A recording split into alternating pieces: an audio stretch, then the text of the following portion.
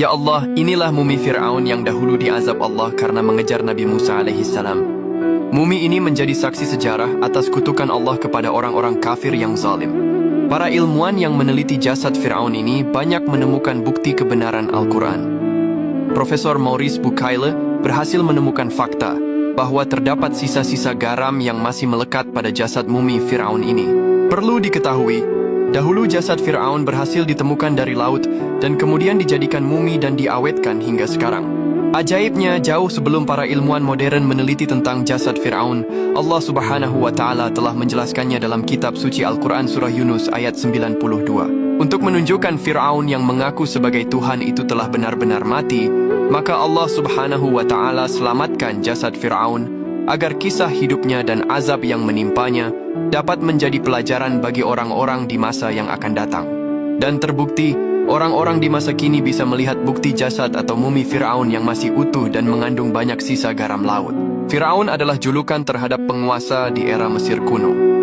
Ada beberapa Fir'aun di Mesir yang pernah berkuasa, di antaranya adalah Fir'aun yang hidup sezaman dengan Nabi Musa alaihissalam. Fir'aun pernah mengejar Nabi Musa alaihissalam sampai ke Laut Merah, namun Nabi Musa bisa jalan dan membelah lautan. Ketika Fir'aun mengejar hingga di tengah laut yang terbelah, dia lalu ditenggelamkan oleh Allah. Sementara, Nabi Musa dan orang-orang yang ikut bersamanya sudah berhasil menyeberangi Laut Merah. Fir'aun adalah raja yang dikenal dengan sosoknya yang kejam. Kisahnya diceritakan dalam Al-Quran tatkala berhadapan dengan Nabi Musa yang diutus kepadanya. Fir'aun bahkan mengaku bahwa dirinya Tuhan, sehingga seluruh rakyatnya harus tunduk padanya. Ia memperlakukan rakyat dengan kejam tanpa belas kasihan. Ia memeras pajak yang tinggi dan menjadikan kaum Bani Israel sebagai budak-budak kerajaan.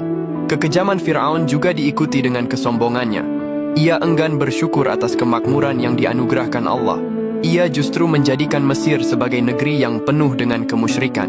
Fir'aun juga memisahkan rakyatnya menjadi beberapa bagian dan menindas bangsa Bani Israel yang berasal dari keturunan Nabi Yakub bin Ishak bin Ibrahim. Tak hanya sampai di situ, Fir'aun menjadikan bangsa Bani Israel sebagai budak dan pekerja kasar di bidang-bidang rendahan. Tidak sampai di situ saja, dia juga membunuh setiap anak laki-laki Bani Israel yang menurutnya akan mengancam kekuasaan dan meruntuhkan kerajaannya. Karena keburukannya itulah, Allah Subhanahu wa Ta'ala lantas mengazab Fir'aun dengan menenggelamkannya ke dasar lautan yang dalam. Inilah laut yang pernah dibelah Nabi Musa alaihissalam dan tempat di mana Fir'aun tenggelam. Laut ini namanya adalah Laut Merah. Menurut sejarah Islam, lokasi penyeberangan Nabi Musa itu berada di wilayah Nuwaiba, semenanjung Sinai, Mesir.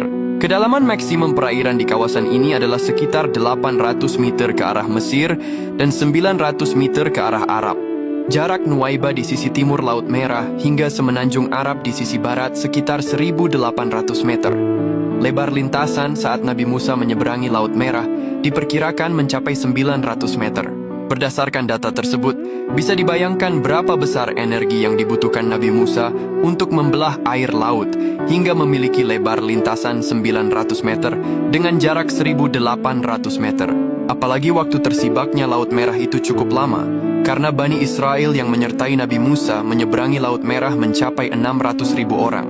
Menurut perhitungan fisika, jika pembelahan Laut Merah tersebut berlangsung 4 jam saja, maka dibutuhkan tekanan sebesar 2,8 juta Newton per meter persegi.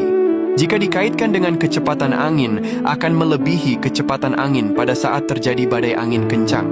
Sungguh Maha Suci Allah yang telah memberikan mukjizat luar biasa kepada Nabi Musa.